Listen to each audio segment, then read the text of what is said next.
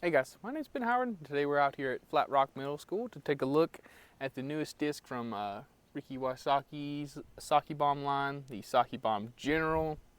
I'm sure you've heard of this disc at this point. Sadly, probably not for good reasons, mainly because this disc is being sold for $33, which I believe is like one of, if not the most expensive, like just stock discs I've ever heard of, if not just in general. So I figured we'd take it out here today and just test it out and see if it's actually worth that $33 price point. As you can probably tell from the flight numbers, this disc is supposed to be a really overstable distance driver, which is something that makes sense for somebody like Ricky Waisaki. He loves those Anheuser backhands, those forehand shots, so it makes sense that he would come out with the overstable distance driver. I was trying to stay away from throwing this disc before I made this video, but I couldn't hold it in, so I have thrown this thing a little bit. And the main thing I noticed is that it is really overstable, but I was able to get a surprisingly good amount of distance out of it. The best way I could describe this would be a longer version of a Felon, but I've only thrown it like 5-6 times, so I'm really curious to see how this acts today. Especially, it's going to be nice because it's pretty windy out here, so I get to tell what this does. But I also brought some extra just to compare to the General. We got Tombstone, which I believe is almost the same flight numbers. We got the the Sky Stone. Then for the disc that I have in my bag, that I would say is pretty much the closest to this, or what it should be, we got the Spirit, which this thing is just insanely overstable, completely bored flat. This thing is way more overstable than the General, but I believe they have the same flight numbers, or at least similar ones. But I wanted to throw it in there just as an example of what I expected this disc to fly like. And then the disc I have, I think, as the closest comparison to the General is the X-Cal. The X-Cal has basically the same flight numbers, like one more glide, but it's same idea, overstable version of a 12-speed. And the main reason I wanted to throw this in here is because this reminds me of a longer Firebird. And like I said, this reminds me of a longer Felon, which are supposed to be the similar discs. Because even from the side profiles, you can kind of see the main difference is like the X-Cal's rim's a little bit thicker, but other than that, I would say it's pretty much a one-to-one comparison. So what I'm going to do for this video is I'm going to throw the General in every hole, but I'm also going to throw one of these discs on 2 holes, and then for hole 9, finishing hole, we're just going to throw all of them. Just kind of give it a nice big comparison to the General and just see if we can figure out exactly where this disc would fall in my bag or for anybody else's bag. But yeah, I'm really excited to get into this. Should be a lot of fun, so let's go and get into it. All right, guys, so we're on hole 1. This one's a par 3, 250 feet. Basket straight ahead, slightly downhill between these 2 rocks. Only thing to really worry about is the ground slopes from right to left. So I want to throw a forehand on this.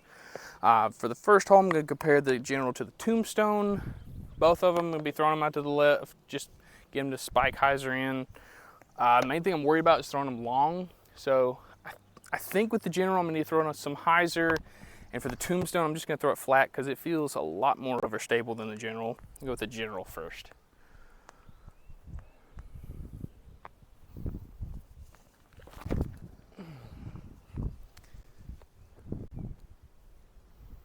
Oh yeah, it's like a 20-footer, pretty good. Felt a little wobbly out of the hand, but didn't really affect it too much. Let's see, all right, for the Tombstone.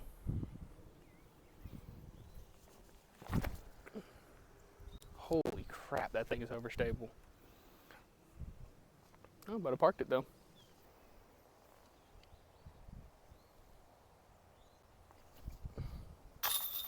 There we go.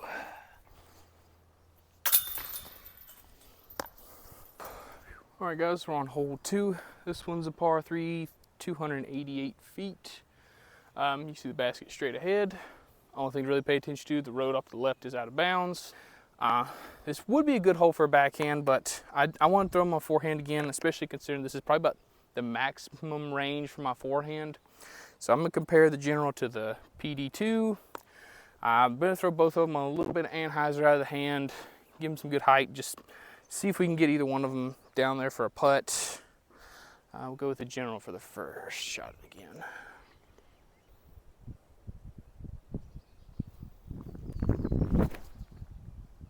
Wow. Oh, come back, please. Oh, that was sick. Wow. went from being almost out of bounds to having a putt. But I threw that on more angle than I meant to, but I still thought that would get to flat before it got there. That's interesting. It's kind of what I was noticing, like I talked about. Like it's not quite as overstable as I would think it would be. All right, now for the PD2.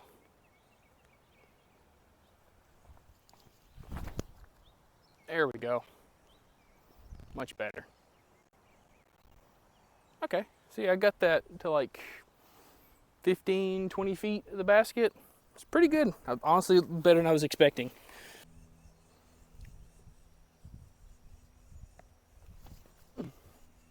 Ah, dang.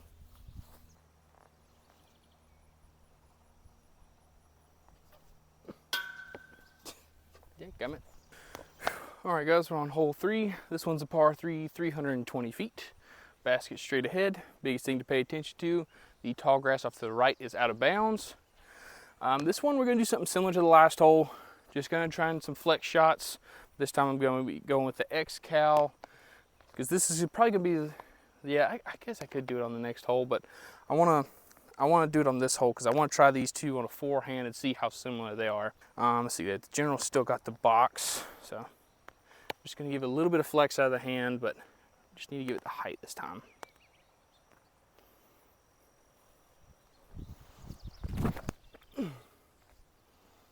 There we go. Oh yeah, it sat pretty well too. All right, so similar line to X-Cal.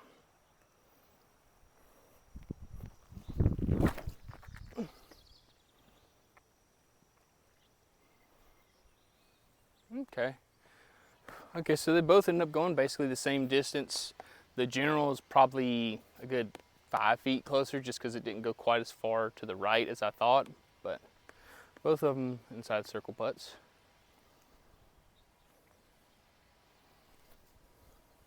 Ah, dang it.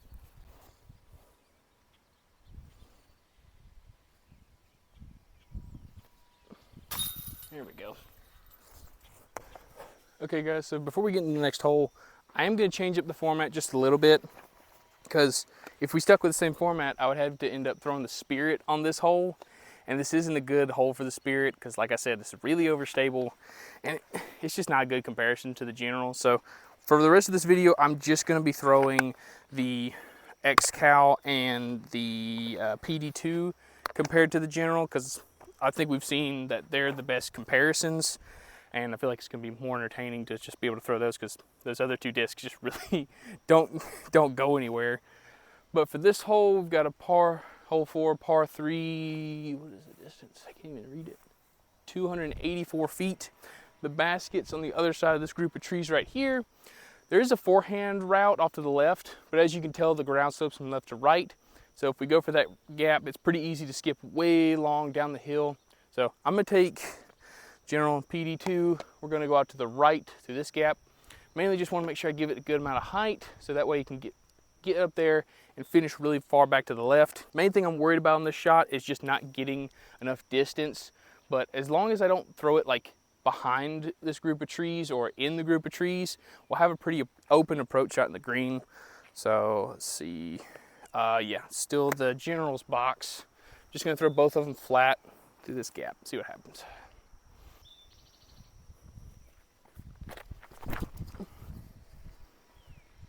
That feels really good.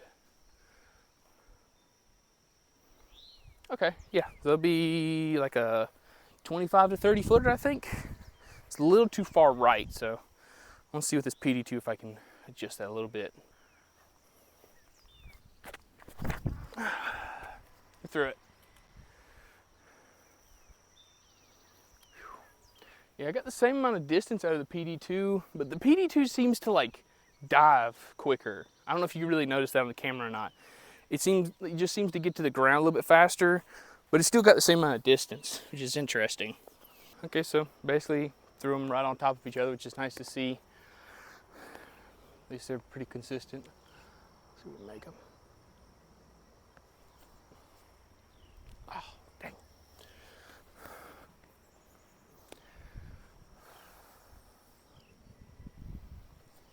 Get there.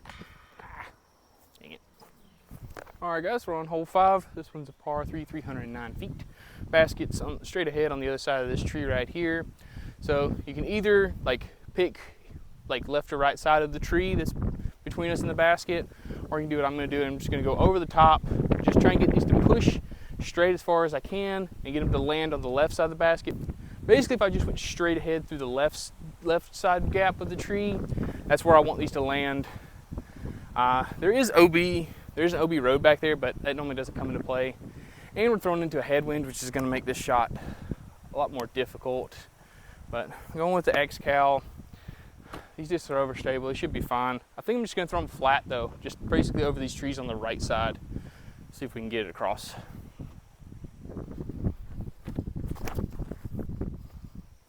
Oh yeah, that's definitely across. Oh, that'll be really good too. Oh, sit down. Ooh, that's in it long. You see that? I mean, yeah, I'm throwing into a headwind, but I'm also throwing it a little nose up if I'm throwing it that high. And for that thing to go that far is pretty nuts. Like, it's definitely not a 4 on the fade. Let's see what we can do with the X-Cal though.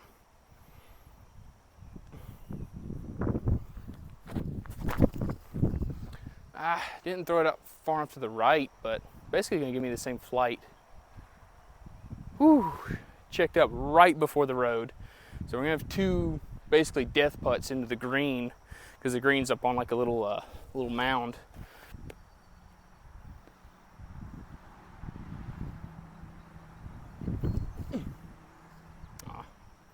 I was trying to give that a bid, but my body wouldn't let me.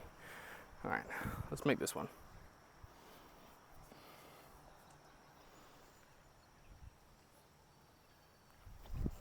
Come on. Yes. All right, guys, we're on hole 6. This one's a par 3, 270 feet. This one we're playing from the long tee, because the short tees would basically be throwing like a skip shot and just wouldn't really be showing off these discs very well. But for this hole, you can see the basket straight ahead. Nothing really too much to worry about. We do have OB on the left, but I'm gonna try and avoid that as best I can, because really trying to just go straight at the basket is kind of a sucker play, because as you can tell, the ground also kind of slopes towards the OB. The best play I found is to try and go to the right side of the tree on the right side of the basket, and like hyzer in behind that. If you can, the ground's flat up there. Most of the time you end up pretty close, and it pretty much brings this OB out of play, which is really, really nice. Let's see. Got the general, so I'm just gonna be trying for the general and a good amount of anhyzer. Got to give it a good amount of height. Just trying to make sure to keep the nose down as best I can so it doesn't fade out early. Oh, it's too much. Wow, that thing is really not that overstable. That's so nuts. I thought at least going uphill that it would kind of at least flatten out, but that barely even flattened out. Huh. All right, PD2. I know this will do it.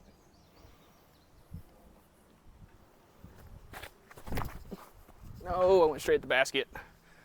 Just hit the tree, hit the tree. Nope. Dang it. That's what I was worried about with that play.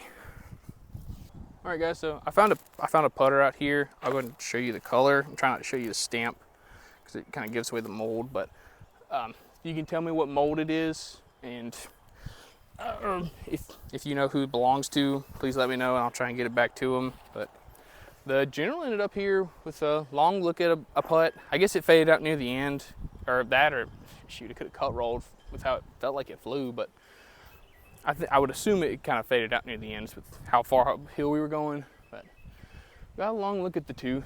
See if we can give it a little bit of a bid.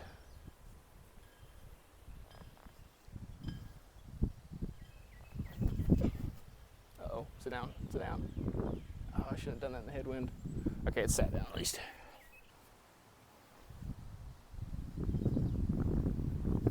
No, golly, I can't get them above the rim for some reason.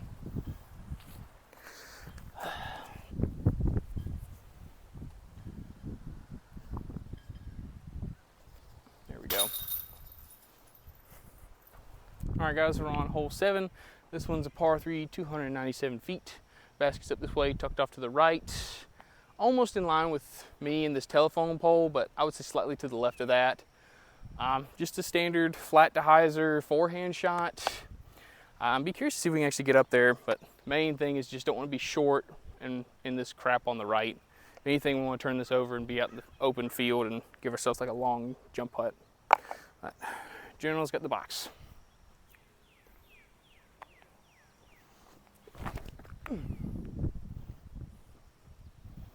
Now, it's not going to be far enough right, but I think that's pretty much the right distance for that shot. I think, if anything, I'll be in like circle 2, which would be pretty good, but I need these flat. I can't put them on any anhyzer. I want to get up there to the basket. Ah, it's too low. Big skip. Nope. Okay. Probably have like 2 circle 2 bids at it. Okay, so we're a little bit closer than I was thinking off the tee. The General's actually got like maybe a 20 to 25 foot look, while the X-Cal's right outside of circle 1. See if we can get this a bid. Yeah, give it the height though. Golly. Online, just can't get it there.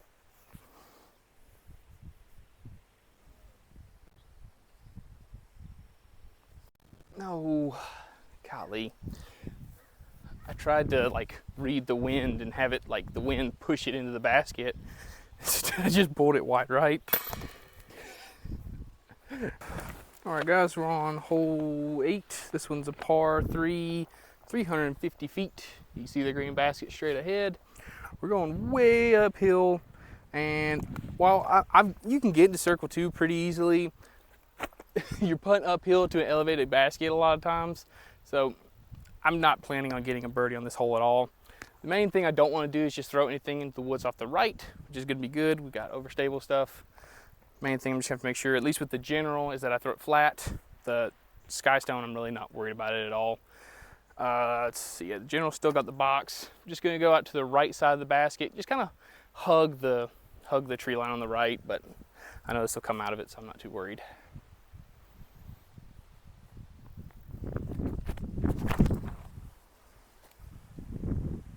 Yep, that's perfect. That'll put me in that like edge of circle 2 range where I'm actually like 100 feet from the basket because of how elevated it is. Let's see what we can do with the Skystone though. Oh no. Okay. Ooh, that was close. That was really close. I think it's right on the edge. Oh. Okay, so I had no luck finding the Skystone.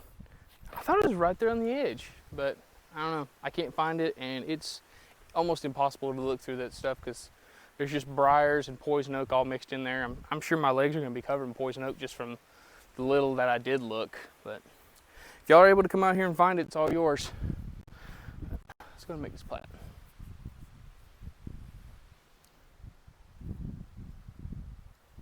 God, almost.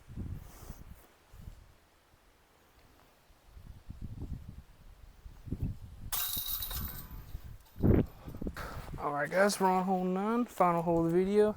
This one's a par 3, 315 feet, straight ahead, nothing in the way. And as you can kind of tell, the green's a little bit of a bowl, so it kind of keeps all your shots close by, so kind of encourages ace runs. I'm going to throw all of them, so you kind of get a nice comparison for the General. General's still got the box, I'm going to throw it first. See if we can give an ace run.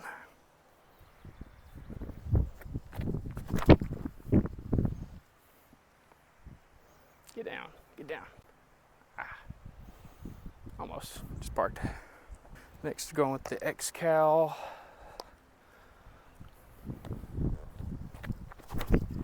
There we go, that's the width I needed. Come on. Next, Tombstone. Jeez, that thing's so beefy. Ooh. We finally got the Spirit.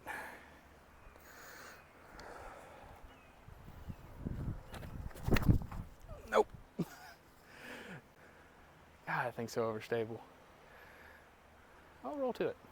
Nope, almost.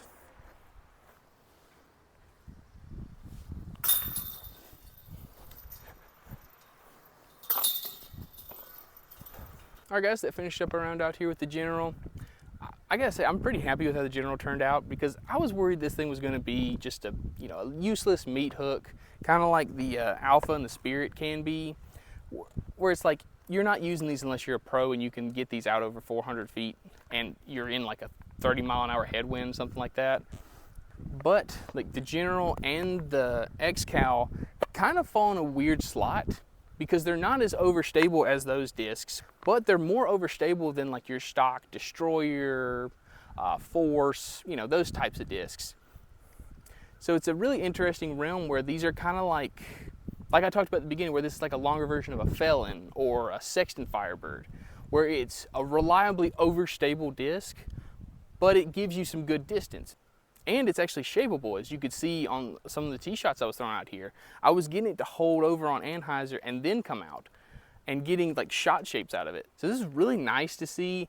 I definitely would recommend this for, forehand players that are looking for like I said, longer version of a Sexton Firebird, a controllable distance driver that's gonna be reliably overstable. And I think that's what Ricky had in mind when he made this. Now, will I say it's worth the $33? Not really. Because like I said, you can get these X-Cals, they're pretty similar. The main draw I would say for these is that they're in the Supreme plastic, which is like, the Royal plastic or whatever else plastics you could think of. Grand, I think is what it's called for them. But it's like that grippy, stiff plastic, like the best plastic on the market in my opinion. So is it worth $30? Probably not. It just depends on the person. But I will say this disc is unique enough to where it can be worth $33 to somebody, but not everybody. But yeah guys, that's pretty much everything. So thank y'all so much for watching. If you like this style of content, let me know, because this is a little bit different than what I've done. I think I did it a long time ago, but I haven't really done anything like it since. It's always fun to get out and throw a bunch of different discs, especially discs like these where I haven't really thrown them a bunch. So it's definitely a lot of fun. I'd like to do some more stuff like this. So if y'all have any other discs y'all want me to try like this, let me know down in the comments. But other than that, thank y'all so much for watching. Please like, subscribe, and y'all have a good one.